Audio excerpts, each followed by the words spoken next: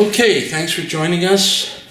This is going to be a very short video showing you how we tone our canvas. Now, you'll hear me talk about this in my paintings, but I like to use a light gray tone on my canvas.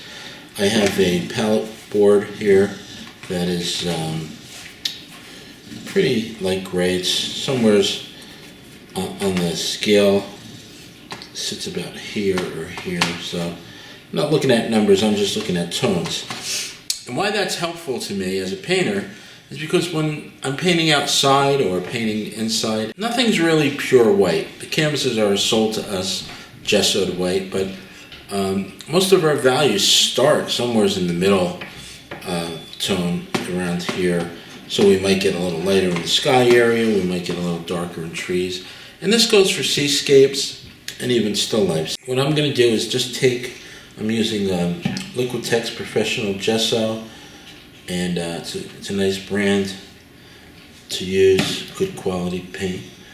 And then I also have the Liquitex Neutral Gray. Now, out of the tube, out of the bottle as is, it's a little bit dark for me for what I want to do. I'll get a tiny bit of water just to wet the brush. And by the way, I'm just using a good old-fashioned 1.5 inch paintbrush. Comes like maybe 5 or 6 in a pack, and very inexpensive, maybe $7, $8. They do the job of brushes that you might pay $20 for. So that's all we really need. And I'm just going to take some of this paint and I'm going to scrub it in here until I get a relatively tone that I'm pleased with. Now I'm looking at that, it's a little on the light side, so I'm going to squeeze out a little bit more of that gray. And I'm just going to pick that up. You want a consistency that's not like a heavy paint.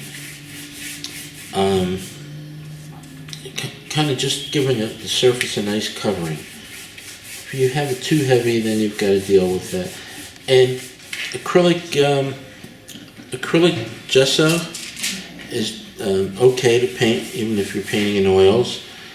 Because in most cases your canvases are acrylic. But if you're painting with an oil canvas, oil primed canvas, then you want to do this with oil. And with oil it's just the same thing. I'm just making a thin wash of a gray. Sometimes you can put some cool color in it if you want. You could add a little blue to touch, or even warm, depending on the painting you're doing. But for me, it's just I want to just get something neutral that I don't have to fight against when I'm painting whatever my subject matter is. Okay, that's about it. What I might do is just let it sit for 2 or 3 days and then paint with it. You can use paint over that. Okay, thanks, and we'll get ready to paint.